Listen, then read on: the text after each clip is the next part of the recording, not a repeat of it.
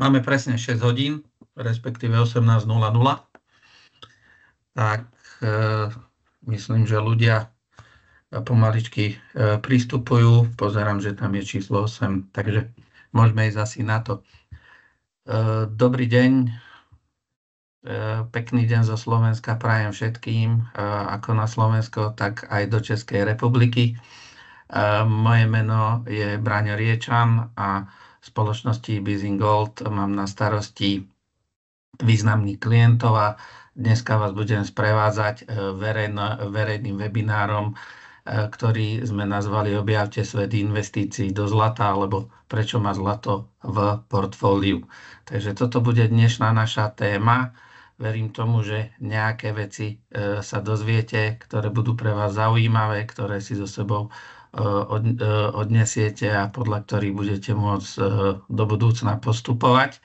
Určite to nebude žiadna jadrová fyzika, ale budú to také tie základné veci, ktorými sa treba riadiť a v takomto jednoduchosti je krása. Na úvod by som povedal len to, že webinár je takisto nahrávaný, ku ktorému sa budete vedieť vlastne dostať aj na našich stránkach spolu s podporou s mojou kolegyňou, ktorá je v Českej republike. Takže toľko na úvod toho technického.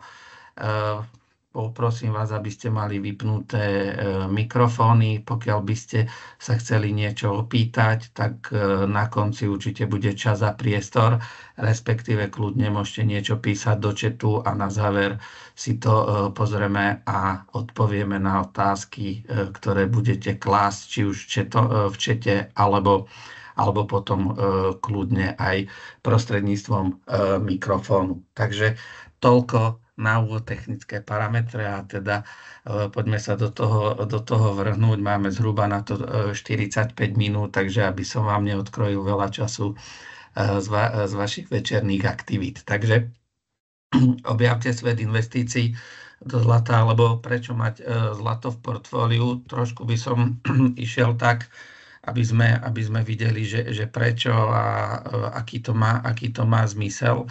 Reálne, keď si zoberieme, tak zlato je tu s nami, s ľudstvom niekde okolo 6000 rokov. Takže zlato prežilo všetky krízy, všetky nástrahy, ktoré možno prežívame aj my v tomto období a stále je tu. Čo je veľmi dôležité, tak zlato je vlastne vzácny kov, ktorý tou svojou vzácnosťou nadobúda na takej tej svojej hodnote a na takom tom svojom cvengu. Čo je dôležité, treba si uvedomiť, že tá spotreba zlata tu je nejaká a sú to svojím spôsobom vyčerpateľné zásoby, ktoré sa nachádzajú podzemským povrchom. Čiže reálne, aby sme si vedeli predstaviť, že ako to vyzerá pri tej spotrebe zlata, tak zhruba každý rok sa vyťaží niekde okolo 3600 tón zlata z ťažobných baní. Niečo sa zrecykluje, niekde okolo 1200 tón zlata sa zrecykluje, ale ten dopyt potom v zlate je plus minus niekde okolo 4600 tón zlata ročne. Takže reálne tu vidíme tú spotrebu, ktorú máme, keď vidíme, že tá spotreba je niekde možno okolo 4600 tón, vyťažiteľnosť 3600 tón. Reálne, keď si pozrieme na to, že koľko je ešte vyťažiteľného zlata v súčasnosti, tak je niekde okolo 52 000 tón. Takže veľmi rýchlo a veľmi jednoduchou matematikou si to vieme vypočítať, že tie vyťažiteľné zásoby, ktoré sú tu, tak sú možno zhruba niekde na tých 16, 17, 18 rokov. Takže tým pádom zlato má tú svoju vzácnosť a dostávame sa do toho, že nie, že možno za koľko kúpim toho zlata, ale či ho kúpim a či ho budem vlastniť, aby som do budúcich období mohol byť spokojný a možno v budúcich obdobiach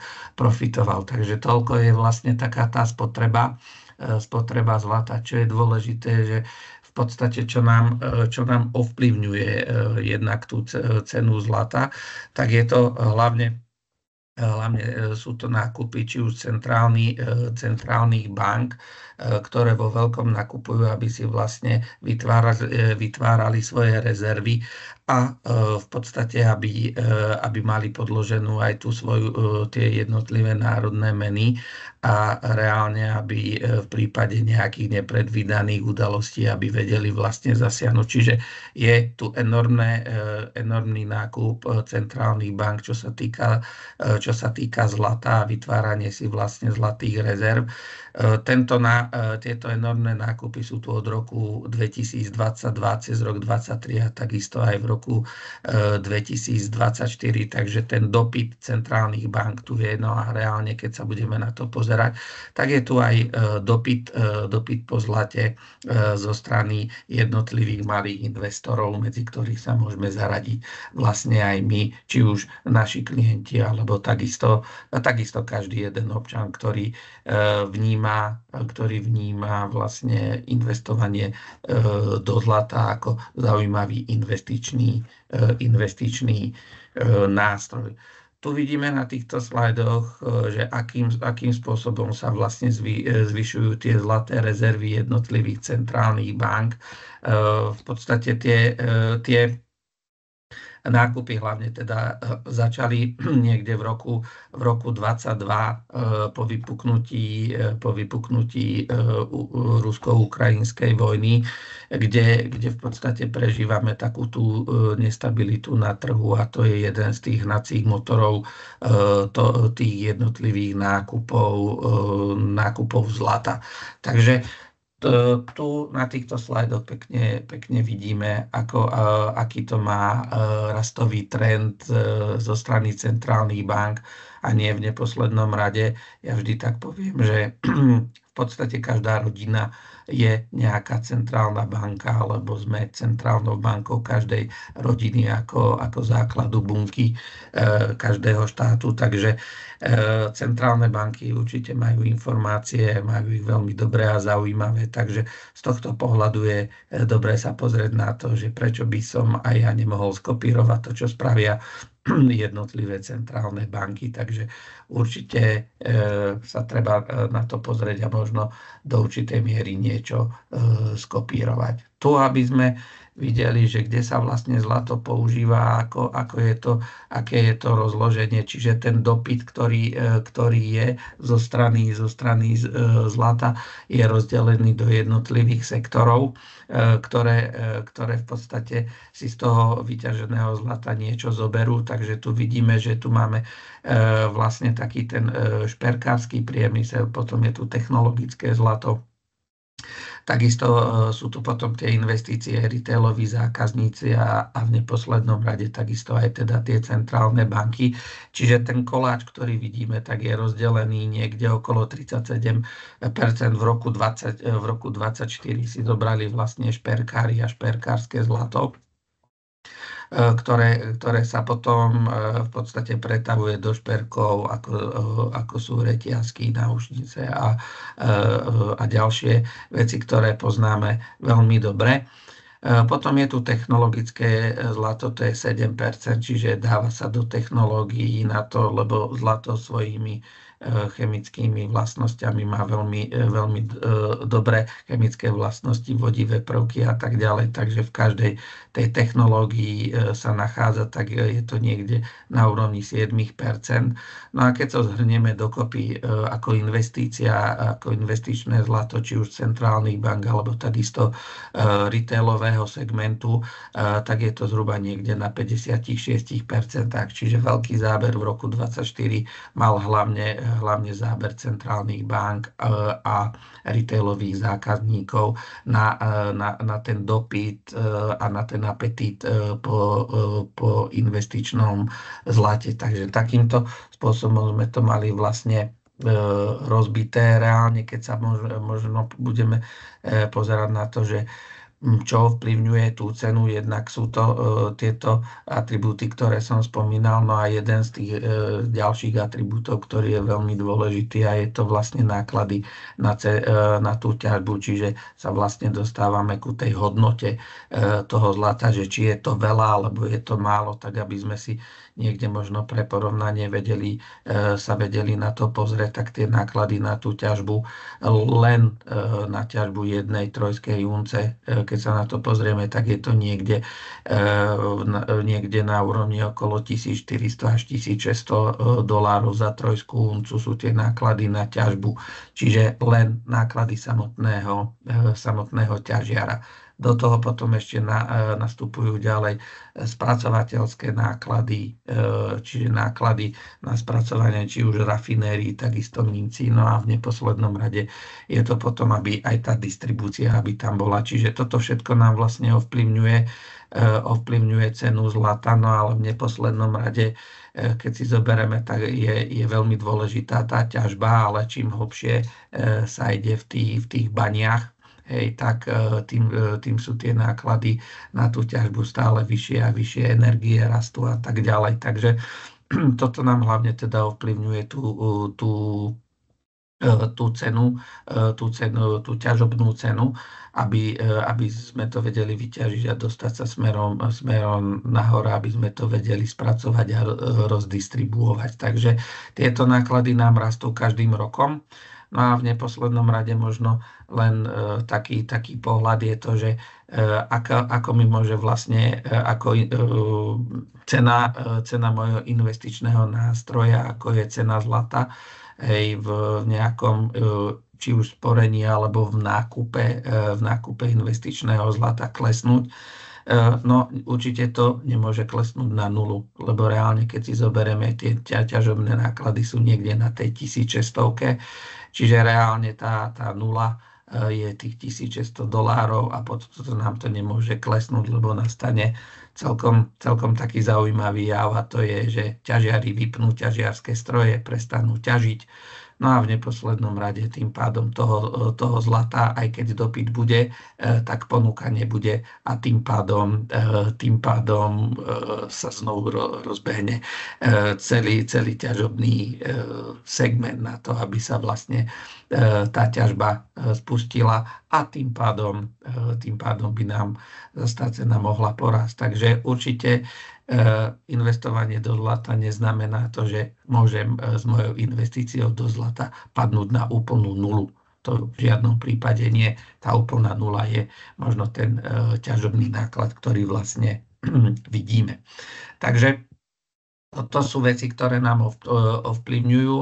Tu možno trošku do takých tých faktov, ja mám rád fakty, a je to v podstate takéto historické zhodnotenie zlata, keď sa na to vlastne budeme pozerať možno voči iným investičným nástrojom, ktoré v podstate máme, s ktorými sa vlastne stretávame na trhu, či už sami alebo prostredníctvom vašich sprostredkovateľov, firemných poradcov, tak na tom trhu sú rôzne investičné nástroje a jeden z nich je vlastne aj investovanie do zlata, ale na to, keď sa pozrieme, tak v podstate za obdobie možno odvtedy, ako padol zlatý štandard, čo bolo v roku 71, tak v priemere cena zlata je niekde na 7,8% per annum v priemernom zhodnotení. Ale tu na tomto grafe by som to rozdelil na také dve časti, a to je možno tá jedna časť od roku 71 do začiatku milénia do roku 2000,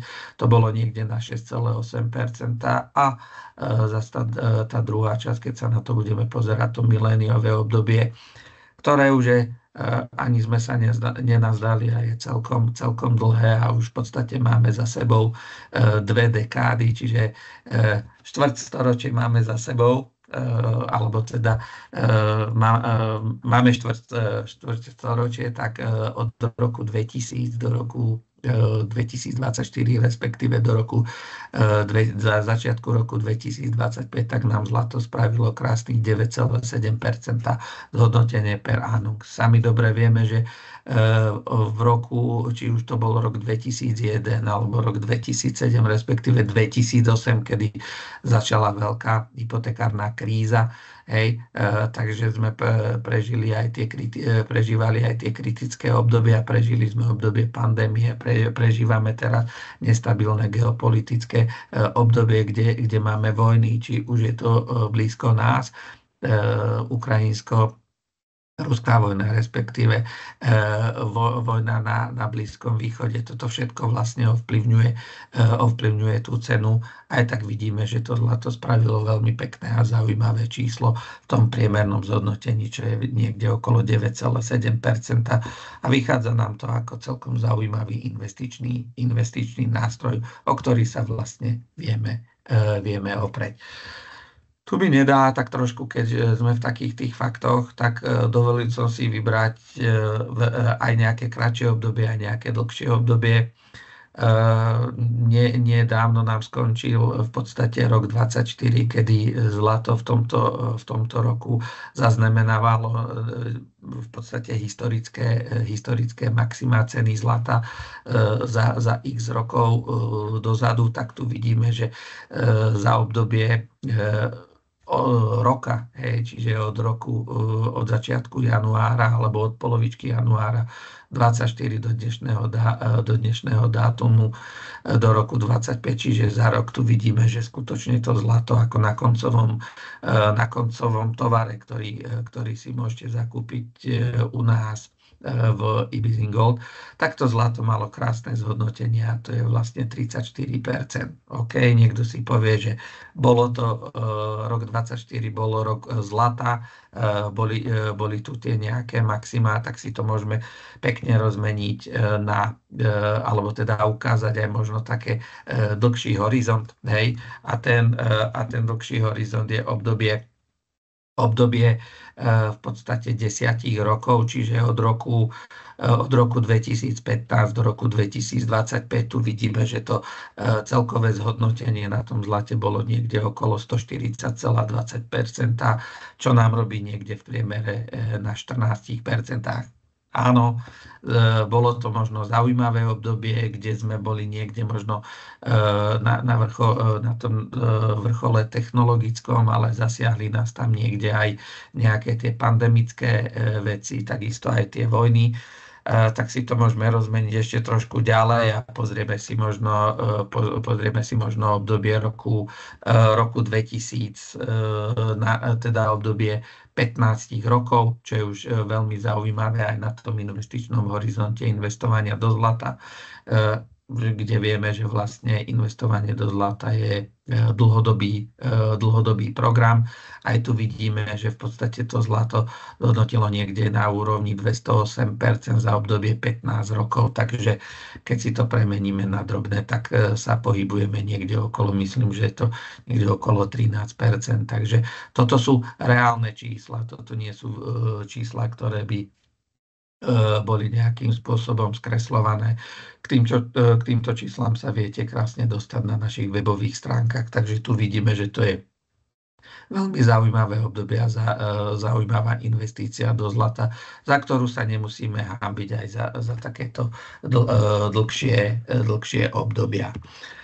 Tam, ako som spomínal, tak zlato sa hlavne teda veľmi, veľmi dobre a krásne správa, hlavne v nejakých tých obdobiach kríz a v tých kritických okamihoch. Tu vidíme od roku 71 rôzne krízy, ktoré vlastne ľudstvo prežívalo. Môžete si vybrať, či zoberieme už niekedy ropnú krízu, invázie, rôzne bubliny, keď zoberieme miléniové obdobie, tak pád dvojčiek, respektíve nejaká hypotekárna kríza, kde sme mohli už vidieť aj rôzne dokumenty, čo to ovplyvnilo možno hypotekárnu krízu v roku 2008, že akým spôsobom sa vedia manipulovať trhy.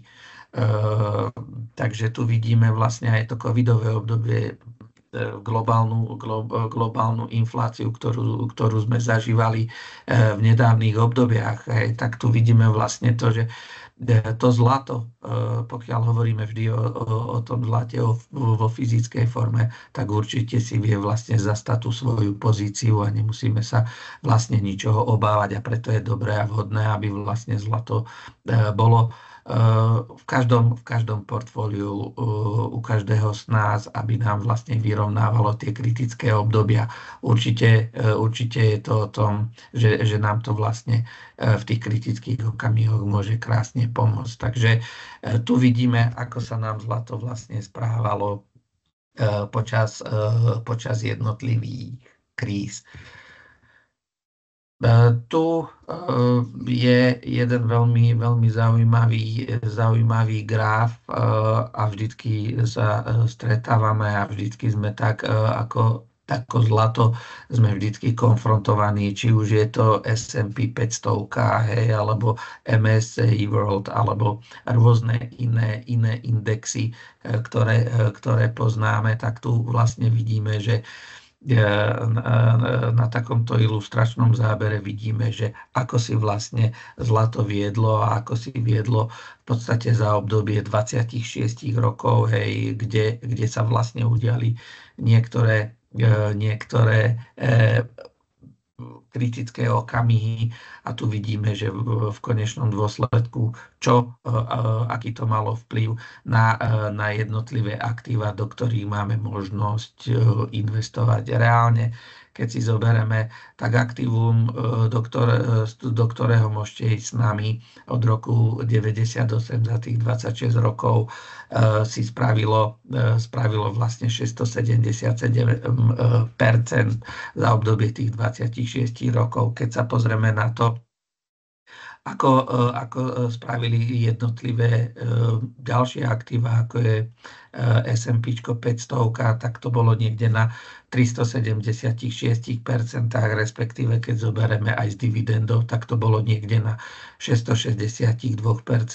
No a MSCI World spravilo vlastne to zhodnotenie za to obdobie niekde okolo 220%. Čiže nie je to o tom, aby sme my chceli s niekým súperiť, ale toto sú reálie, o ktoré sa vieme vlastne oprieť a ukazuje nám to vlastne história dozadu, že za zlato sa nemáme čo obávať a máme sa vlastne o čo oprieť. Z titulu toho je preto dobré a vhodné, aby sa nachádzalo vlastne v tom portfóliu. To je už úplne jedno, že v akom percentuálnom zastúpení.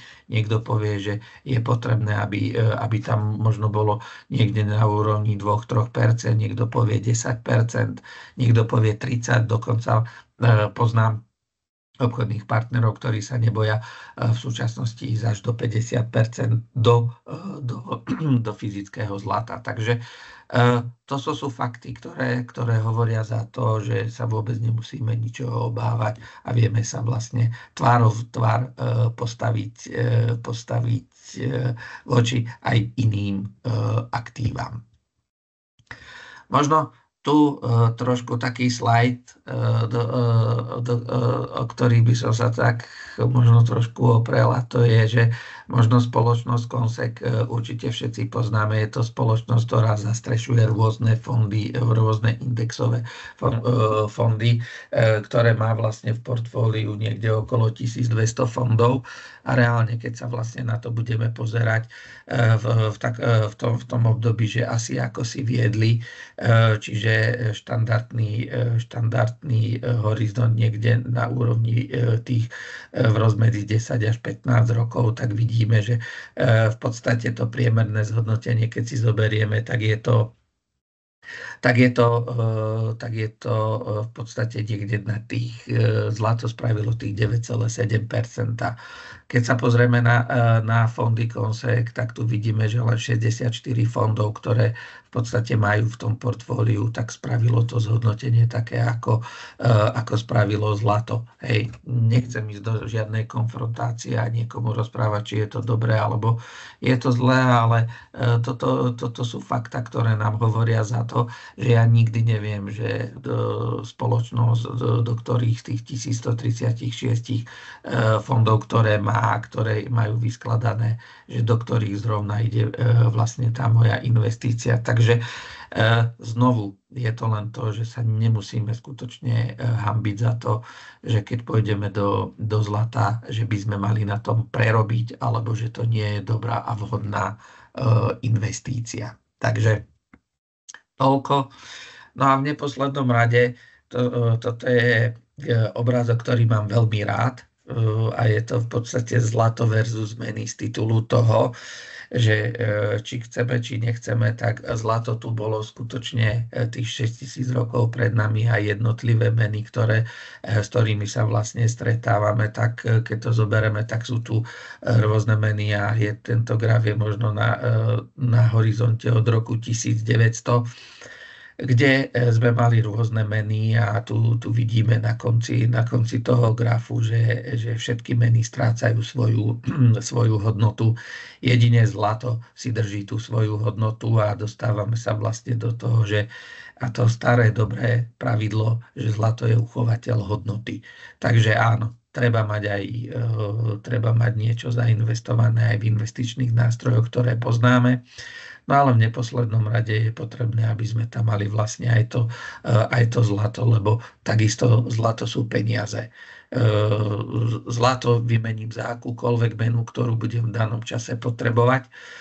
A v neposlednom rade tu vidíme, že tá samotná mena, ktorú mám a ktorú by som si možno odložil pred 125 rokmi, keby to bol nejaký $1, hej, respektíve 1 unca, tak vidíme, že koľko vlastne tá unca, akú má svoju hodnotu, ona ju vôbec nestratila. Je to 1 unca v nejakej hodnote $1, v nominálnej hodnote určite stratil svojich 95% zo svojej hodnoty z titulu toho, aby sme mohli nakúpiť nejaké tovary a služby. Takže tu vidíme to, že skutočne to zlato je uchovateľom hodnoty, nestráca svoju hodnotu, iba má nejakú svoju inú nominálnu hodnotu, za akú som vlastne zlato nakupoval. A nehovoriac o tom, že niektoré meny už ani neexistujú, hej, či už sú to meny, ktoré poznáme aj naprieč celou Európou a boli nahradené eurom. Takže toľko k tomuto slajdu, ktorý je skutočne veľmi zaujímavý a ktorý treba mať tak na pozore. Takže v neposlednom rade aj fakt, ktorý nám ovplyvňuje cenu zlata, kurzy zlata, takisto aj všetky ďalšie atribúty rôznych iných investičných nástrojov, tak je to inflácia. Je to inflácia, ktorá je pohyblivá, ktorá je vybraná. Toto sú veci, o ktorých sme vždy rozprávali, aj keď tu máme októbrovú, ale keď zoberieme, či to je novembrová, respektíve decembrová inflácia, keď zoberieme to na Slovensku, máme infláciu niekde na úrovni 5,5%, keď zoberieme Európsku úniu, eurozónu, tak tu máme infláciu niekde 2,5%, takže toto je jeden tiež z tých faktorov, ktorý nám v podstate ovplyvňuje ten vývoj a ovplyvňuje nám to, že či je to vhodné alebo nie je vhodné ísť do investovania. Staré zlaté dobré pravidlo.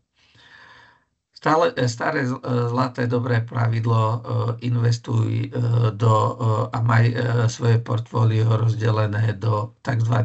Tretín, kde budem mať svoj nejaký investičný účet, kde budem využívať rôzne nástroje, ktoré mám, svoje nástroje investičných, či už fondov, alebo rôznych iných vecí kapitálového trhu, tak by sme to mali mať niekde na tej 1/3. Takisto nehnuteľný majetok, či je to už vlastný byt, vlastný pozemok alebo vlastný rodinný dom, tak určite to treba vnímať ako veľmi zaujímavú investíciu. Je to nehnuteľný majetok, ktorý si nesie so sebou svoje pre a proti. No a v neposlednom rade je to takisto aj ten nejaký komoditný účet, alebo teda komoditný účet, kde bude mať zainvestované či v nejakých drahých kovoch, či je to už zlato alebo striebro. Odporúčanie, a nie je to nič neznáme, je to aj takéto staré zlaté židovské pravidlo, že investuj v tretinách a určite bude spokojný. Za mňa je to veľmi jednoduché riadené portfólio, ktoré si viem vytvoriť úplne sám. Možno nebudem k tomu potrebovať ani žiadneho investičného mága, ktorý by mi mal nejakým spôsobom veľmi pomáhať a radiť. Je to o tom, že si viem vytvoriť to svoje portfólio, ale v tom portfóliu určite je potrebné, aby bolo zlato, ktoré sa v tých kritických okamihoch vie veľmi dobre zachovať. Čo je dôležité, vždy hovoríme o investičnom zlate, fyzickom investičnom zlate. Áno, máme rôzne nástroje v rámci investičného portfólia, ako je investovanie do ETF fondov, do tzv. Zlatých fondov. Áno, ale to sú už potom tie štandardné nástroje kapitálového trhu a nie je to o tom, že mám kvázi tú fyzickú držbu investičného zlata. Takže riadme sa pravidlom 3/3 a určite na konci dňa budeme spokojní. Takže toľko takým tým faktom. Ďalšia vec, na ktorú by sme sa mohli tak úplne pozrieť, tak zlato je vlastne poistka peňazí. Aj keď nadviažem vlastne na ten slajd predtým, tak tu máme krásnu odpoveď. A to je, ja to možno poviem tak z takého trošku poisťovackého pohľadu.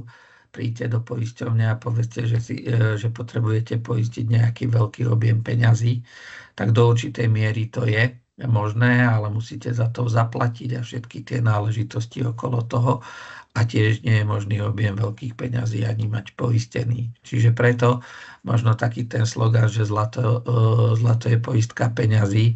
Reálne si zoberieme to, že vymeníme peniaze, vymeníme nominálnu hodnotu peňazí za kúpu zlata ako investičného a určite tým pádom nespravím nič zlé a v neposlednom rade si skutočne poistím tie svoje peniaze tým, že si kúpim fyzické zlato a v časovom horizonte určite budem vidieť, že to bola dobrá, správna investícia. Alebo veľmi jednoducho si môžeme povedať to, že tie zlé peniaze, ktoré sú na tej ľavej strane, vymeníme za tie dobré peniaze a je to v podstate zlato, lebo o zlate sa rozpráva už aj v Biblii, že zlato sú dobré peniaze. Takže vymeňme peniaze za zlato, kedykoľvek môžeme likvidniť, kedykoľvek to budeme potrebovať.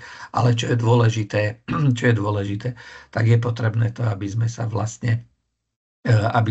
to spravili so správnym a dobrým a stabilným partnerom, od koho to budem nakupovať, aby som mal tam aj tie služby, či už pri nákupe a takisto aj pri likvidite toho zlata.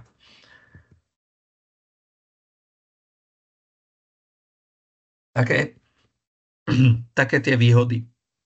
Veľmi jednoduché výhody, ktoré je potrebné o zlate vedieť a ktoré nám to umožňujú. A není to nič nové, nič závratné, je to presne to, čo potrebujeme a potrebujeme si to zopakovať, že možno prečo je výhodná tá investícia. Jedna z veľkých výhod je, že zlato je v prvom rade tovar a je to tovar, ktorý je bez DPH. Čiže nie je na tom uplatnené žiadne DPH, či je to v Českej republike 21%, u nás na Slovensku po novom je to 23%, čiže nie je na tom DPH.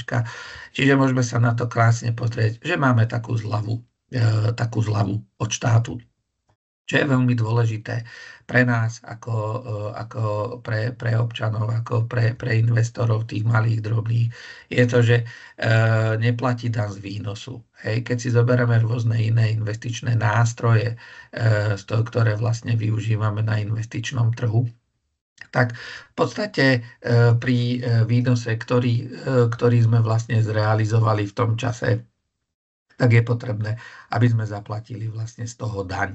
Pri zlate daň z výnosu nie je, a to je čiže celý ten výnos alebo celá tá hodnota, výkupná hodnota zlata, ktorá sa nám pretaví od nákupu ku výkupu, tak je v podstate celá naša. Nemusím vôbec rátať s tým, že budem musieť uplatňovať daň z výnosu. Čiže to je veľmi zaujímavá výhoda, o ktorej veľa ľudí ani nevie. Takže preto možno takéto zopakovanie. Celosvetovo akceptovaná mena. Kdekoľvek na svete prídete so zlatom, renomovaným zlatom, od správnych výrobcov, ktorí sú renomovaní v rámci celého trhu, tak určite kdekoľvek, v akejkoľvek krajine prídem, tak viem vlastne zlato premeniť na danú menu, ktorú budem potrebovať. Veľká výhoda, ktorú si ani neuvedomujeme, tak je to vlastne, že je to bez nejakého rizika nejakej protistrany. Reálne, keď si zoberieme iné investičné nástroje, ako sú dlhopisy, indexy, akciové fondy a tak ďalej, tak vždy je tam nejaká tá protistrana. Čiže mám dohodnutú nejakú zmluvu, mám dohodnutý nejaký certifikát, a ja neviem, čo sa vlastne s tou protistranou môže stať. Čiže mám a podstupujem to riziko, je to nejaký ten prísľub, ktorý keď vyjde je v poriadku, ale veľmi dobre si pamätáme rôzne okamihy, ktoré zavládli na trhu, že skrachovala taká firma, onaká firma a tie peniaze, ktoré klient do toho investoval, tak mu zostali tam a ku ním sa už ani nedostal. Čiže nemáme tu žiadnu protistranu. Ja reálne nakupujem fyzické zlato, pokiaľ chcem tie výhody a chcem ho mať doma, lebo chcem aj ten ďalší benefit, možno tá anonymita a tak ďalej a tá fyzičnosť, tak je to veľmi zaujímavá vec. Kúpim zlato ako investičný nástroj, mám ho doma a tým pádom som mimo rizika nejakej tej ďalšej protistrany, lebo mám nakúpené fyzický objem zlata. Uchovateľ hodnoty, tak ako som spomenul na predošlých slajdoch, je to jednoznačná výhoda toho zlata, to je ten uchovateľ hodnoty, že keď sa budeme pozerať do budúcich období, že dneska som to za niečo kúpil, za nejaký objem peňazí a tie peniaze, keby som si odložil, tak určite už o rok za tie isté peniaze nenakúpim tie isté tovary, respektíve služby, ako by som ich dneska nakúpil. Takže zlato je preto jeden zo zaujímavých nástrojov ako uchovateľ hodnoty. Je bezpečné, nezávislé a je likvidné. To je veľmi dôležité, že zlato nie je závislé na ekonomikách, nie je závislé na nejakých politických zriadeniach. Je bezpečné, že ho mám u seba a je likvidné kedykoľvek. Je likvidné, či už to budem likvidovať cez rôzne inštitúcie, alebo reálne, keď zoberiem úplne také štandardné to ľudské, keď už nebudem mať ako sa toho nejak zbaviť, keď budem potrebovať nejaký objem peňazí, tak sa viem s kýmkoľvek dohodnúť. Poviem obrazne, že aj na ulici, pokiaľ bude tam dôvera to, že to zlato je také, aké má byť. Takže toto je takých z môjho pohľadu šesť takých tých výhod, že prečo do toho zlata, prečo to možno brať ako takéto objavenie takej tej dobrej a vhodnej investícii. Čo je veľmi dôležité, tak je to, že od koho nakupovať. Hej? Lebo tých spoločností na trhu je veľmi veľa. Sú rôzne spoločnosti, ktoré začínajú, ktoré sú tu dlhšie na trhu, ktoré nakupujú od rôznych spoločností. Máme tu internetový predaj, ktorý je veľmi zaujímavý a hlavne populárny medzi občanmi, medzi klientami, že sa nám nechce už vybehnúť ani do obchodu a všetko radi nakupujeme cez internet. Len je to o tom, že sú tam určité nástrahy a teda je potrebné vedieť, že od koho to nakupujem. Čiže v prvom rade je potrebné si overiť toho predajcu, od ktorého chcem vlastne to zlato nakúpiť, že či je to overený predajca, od koho on nakupuje zlato, že či tam neboli možno nejaké problémy v minulosti a tak ďalej. Čiže je potrebné, je to investícia do zlata, je veľmi zodpovedná a preto je potrebné k nej veľmi zodpovedne pristúpiť, aby sme si do budúcna nenarobili možno nejaké problémy.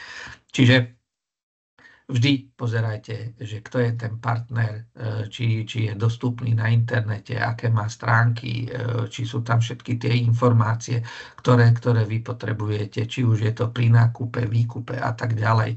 Čiže to sú dôležité veci pred tým, ako nakúpiť. Nenakúpujte emotívne, že vidím zaujímavú cenu, hej, lebo je lacnejšia proti niekomu inému, hej, a idem teda do toho, že to nakúpim. Vždy radšej treba tú emóciu potlačiť, treba si preveriť, nič nestratíte. Výhodou zlata je to, že zlato nie je tak volatilné ako všetky ostatné iné nástroje, nehovoriac o kryptomenách.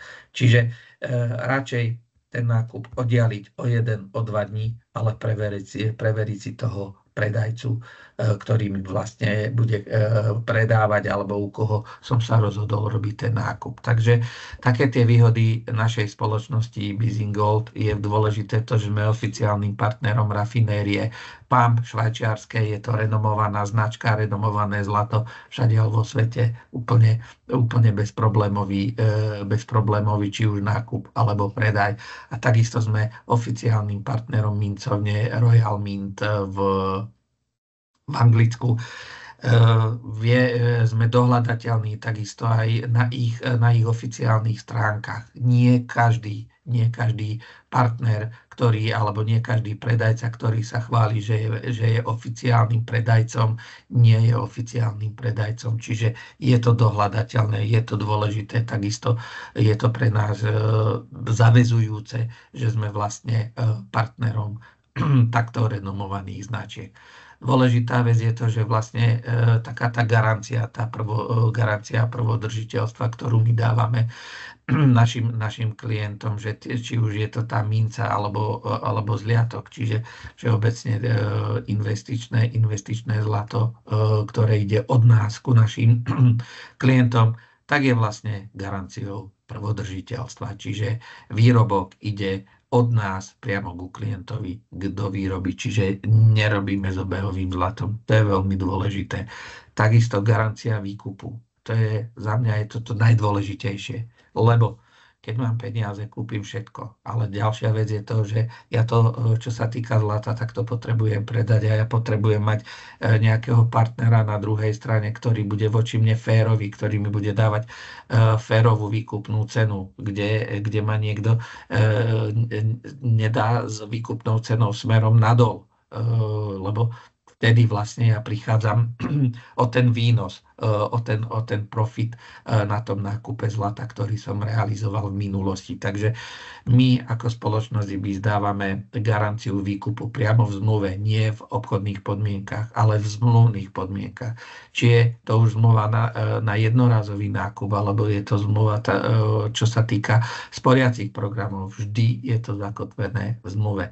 Transparentné ceny, vždy každých 24 hodín meníme cenu, vždy po 18:00 Takže niektorí predajcovia na trhu sa ani nevieme dozvedieť, že kedy je, aká je cena, kedy ju menia a tak ďalej. U nás vždycky si vlastne tú cenu viete kliknúť na naše stránky a vždycky ju tam vidíte. Či už je to nákupná cena, takisto je to výkupná cena, kedy chcem realizovať výkup.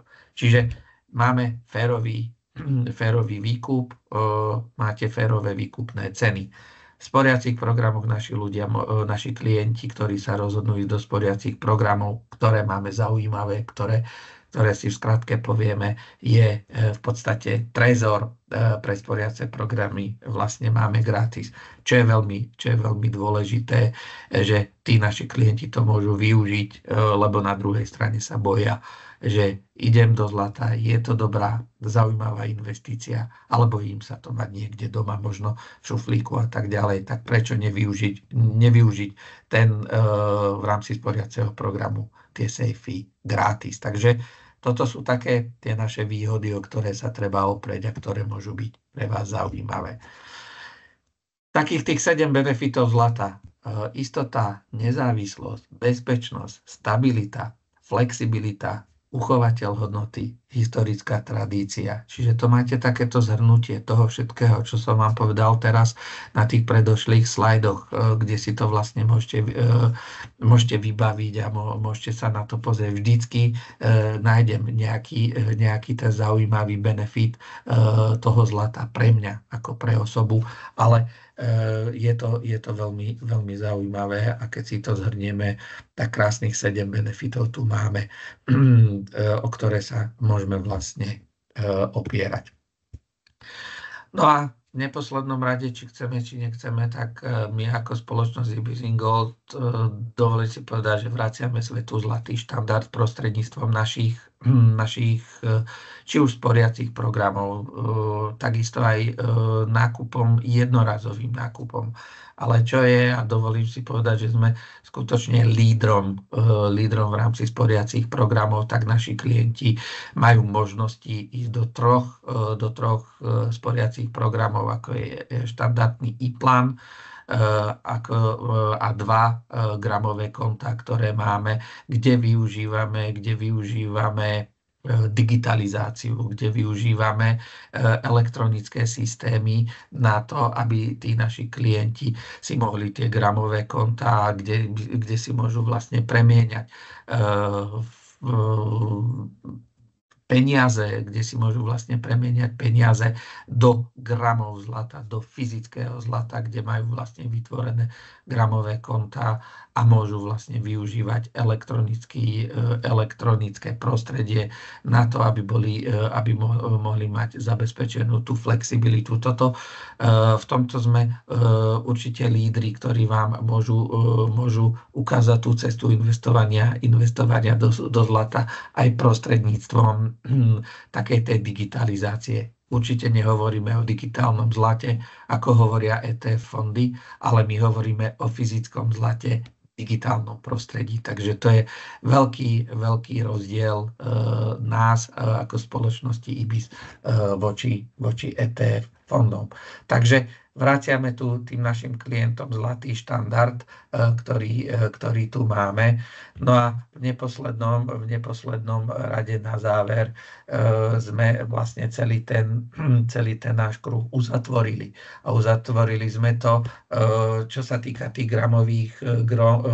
gramových kont, ktoré máme, ktoré vlastne hlavne môžu využívať teda tí naši zákazníci, občania, klienti s rodným číslom ako retailoví zákazníci, tak sme to v podstate uzatvorili takým revolučným a prevratnou možnosťou, a to je vlastne takisto e-plan Max ako firemné zlaté konto pre firemných zákazníkov, ako sú živnostníci, ako sú právnické osoby, ako sú akciové spoločnosti, tak takisto budú respektíve majú už od 1. januára tohto roku možnosť využiť to tzv.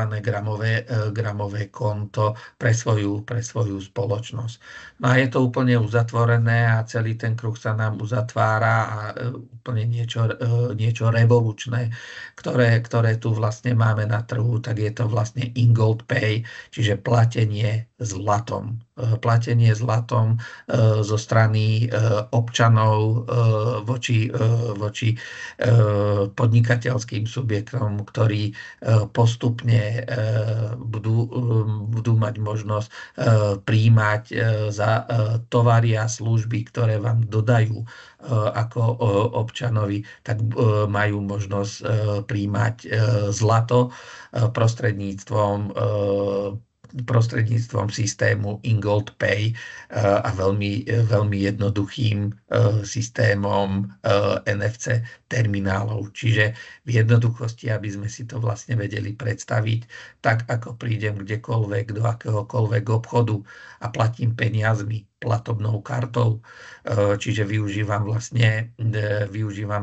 štandardné terminály, tak takisto tá možnosť je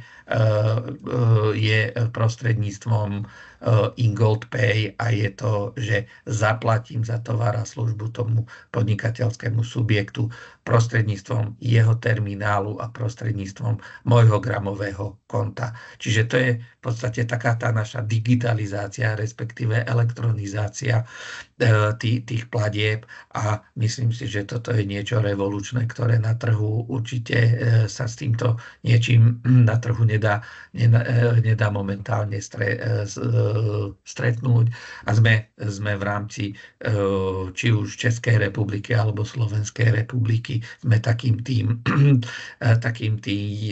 tými priekopníkmi aj inej platby, ako sú štandardné platby, ktoré veľmi dobre poznáme.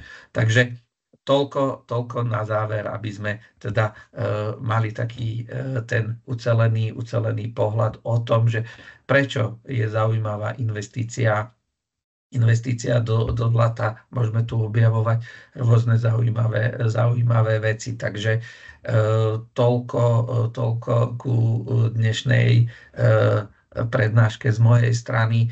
Pokiaľ by ste sa chceli ešte niečo spýtať, pokiaľ by vás to niečo zaujímalo, nejaké otázky, tak nech sa páči, nechávam nejaký krátky priestor na to, aby ste sa opýtali. Pokiaľ chcete, zapnite si mikrofón a rád vám odpoviem, respektíve sa môžeme pozrieť na nejaký chat a ja poprosím kolegynku, že či máme niečo v čete, aby sme odpovedali. Takže toľko, čo sa týka mojej prednášky, ktorá bude nahratá a budete si ju vedieť pozrieť aj v offline verzii. Takže ďakujem zatiaľ za pozornosť a otváram možno nejakú tú diskusiu, ak by ste teda chceli. Určite žádný dotaz nemáme. Ďakujem pekne. Takže čo sa týka kolegov, alebo teda ľudia, ktorí sú pripojení, ak majú nejaký dotaz, otázku, nech sa páči. Už máme dotaz v čete, tak chceš ho přečíst, nebo? Ak ťa môžem poprosiť. Já úplně nevím, jak to pan Mráček myslí. Píše, dobrý den, klienta v portále IBIS přihlásím na spoření iPlan Max. Možná by bylo lepší, kdyby si pán zapl mikrofon a položil dotaz. Buď tak, alebo ja by som to možno, to je niečo asi zo strany nášho obchodného partnera, myslím si. A po prípade nech sa mi ozve na telefónne číslo alebo respektíve mailovú adresu a rád mu to tam vysvetlím, že ako je to, ak teda to môžeme takto spraviť. Už som asi prestal, však už vidíte mňa. Ďakujem. Áno, v poriadku. Takže dobrý deň, klient v portále áno, na sporenie Maxiplan. OK, jasné. Dobre, takže kľudne, áno, pán Marček, je to o tom, že pokiaľ ste náš obchodný partner, tak na sporenie iPlan Max už je možné vlastne klientovi uzatvoriť zmluvu Max. Čiže už by ste to tam mali mať vlastne v tej ponuke ako náš partner. Takže zodpovedal som. Pokiaľ by boli možno nejaké nejasnosti, tak vás odporúčam na mojich kolegov, ktorí zastrešujú obchodných partnerov v rámci Českej republiky, či je to už pán Špičák, alebo pán Kohoutek, alebo Filip Horáček. Takže na nich sa kľudne môžete obrácať. Bude to lepšie. Sú to kolegovia z Českej republiky. OK, takže to sme zodpovedali. Teraz, keď sa pozerám na nejaký chat, tak v čete nemáme nič. Áno, máme tu dotaz. Sekundu.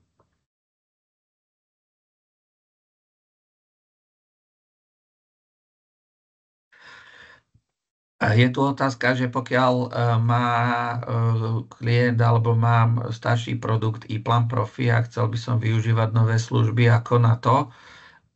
Čiže ak teda máte na mysli to, že by ste chceli prejsť z iPlan Profi na tie gramové kontá, tak tá možnosť tam nie je, ale môžete si uzatvoriť produkt z portfólia gramových kont, či už iPlan Rentier alebo iPlan Gold, a vlastne tam môžete si sporiť a potom môžete využívať v podstate tú elektronizáciu toho daného produktu, kde vlastne sa robia výbery prostredníctvom autorizačnej aplikácie, a je to z môjho pohľadu najlikvidnejšie zlato, čo sa týka rýchlosti a času. Takže nie je možné iPlan Profi. Áno, jedine nová zmluva.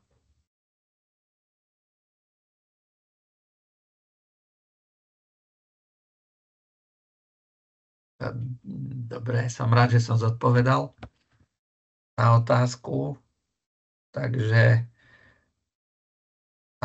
čo sa týka možno aj nejakej otázky cez mikrofón, ešte vyzvem, ak by sa niekto nehambil, nemá problém zapnúť si mikrofón a opýtať sa. Nech sa páči. Ja len ekonomická otázka, ak môžem. Dobrý večer. Dobrý. Ten iPlan Max, teda môžem firmám hovoriť, že si to môžu uplatniť v účtovníctve, tak? Je to... Dobrý deň, Janka. Pozdravujem. Určite sa my stretneme. Áno, sú to veci, ktoré idú do účtovníctva. My k tomu máme aj vlastne účtovnícky manuál, akým spôsobom sa to vlastne účtuje. Čiže je to, by som povedal, veľké sústo na to, aby sme vlastne tú podporu mali. Takže určite sú to veci, ktoré automaticky sú aj naviazané na účtovníctvo, aby v podstate ten účtovník tej danej firmy vedel, ako to účtovať a tak ďalej. Áno, lebo to je obrovský benefit pre tie firmy. Áno. A AML-ko tam bude teda, či nie? AML dotazník? AML-ko pomaly postupne musíme zavádzať, lebo nám to ukladá Európska únia, takže pomaly postupne budeme zavádzať AML-ko. Čiže vlastne vo všetkých produktoch. Vo všetkých, hej, lebo spadáme už do investičných produktov, kde je potrebné AML-ko. Čiže áno, postupne to bude, všetko to bude vlastne v tých našich vyjednávačoch, aby to bolo čo najjednoduchšie, aby to spĺňalo vlastne legislatívne normy. Áno, aby nás to nezaťažovalo, ale aby to bolo legislatívne správne. Áno, lebo aj pri fondoch, tak toto je. Áno, presne tak. Ďakujem veľmi pekne, pekný večer.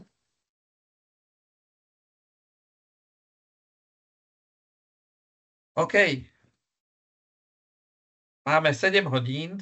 Takže do hodiny sme stihli aj otázky, takže pokiaľ nie sú otázky, v čete nemáme otázky, do mikrofónu nemáme, takže ja by som sa vám poďakoval za to, že ste prišli na webinár. Verím tomu, že vám to niečo dalo, že ste možno dostali nejaký zaujímavý impuls, a Prajem vám pekný ešte dobrý večer, krásne dni do budúcna a dovidenia na ďalších webinároch, ktoré robíme my ako eBizing Gold, ako spoločnosť, či už so mnou, alebo s mojimi kolegami. Takže ešte raz krásny dobrý večer, dovidenia.